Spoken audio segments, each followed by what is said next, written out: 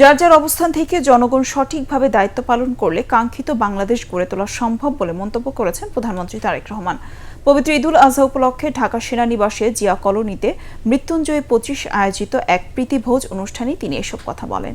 প্রধানমন্ত্রী আরও বলেন, বর্তমান সরকার উন্নয়ন অগ্রগতির মাধ্যমে দেশকে আরও উন্নত অবস্থানে নিয়ে যেতে বদ্ধপরিকর।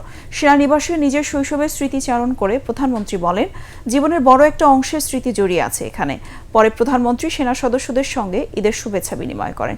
এ সময় মেসে অবস্থানরত সৈনিকদের খোঁজ খবর নেন তারেক রহমান।